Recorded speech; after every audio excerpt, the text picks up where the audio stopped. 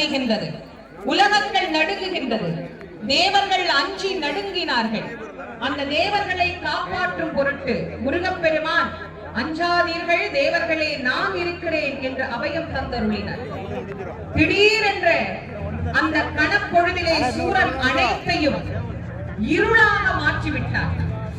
அந்த இருளிலே தேவர்களை அழித்து விடலாம் என்கின்ற எண்ணத்திலே தேவர்கள் மீது அவன் வாய்ந்த போது அப்பாவி தேவர்கள் முருகா, ஆனால் சக்தி வேலாயுதத்திற்கு அவனால் பதில் சொல்ல இயலாது என்பதனால் தான் முருகப்பெருமான் அந்த வெற்றி வேலை சக்தி வேலை சூரனுக்கு என்று தயார் செய்து சூரனுக்கு போக முடியாது.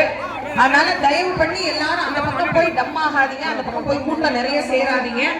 கடல்ல குளிக்கிறவங்க ஜாக்கிரதையா குளிங்க, விரதம் விடுறவங்க கவனமா விடுங்க. இந்த முதலுதவிக்கு கொஞ்சம் வழி விடுங்க, இந்த முதலுதவி பக்கம் நிக்கிறவங்க கொஞ்சம் சீக்கிரமா வழி விடுங்க. இந்த பக்கத்துல கொஞ்சம் தயவு பண்ணி யாரும் நிக்காதீங்க.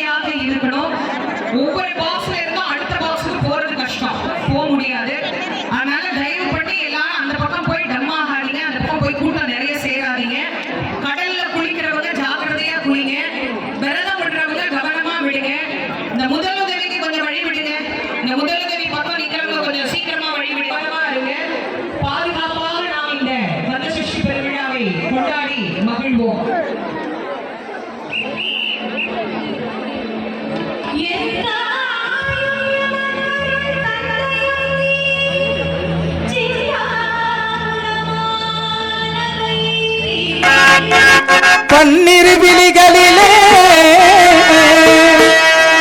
பறிவுடன் ஒரு விழியான் என்னை நீ பார்த்தால் போதும், வாழ்வில் இடரேதும் வாழாது எப்போதும், வாழ்வில் இடரேது வாழாது எப்போதும். சண்முகா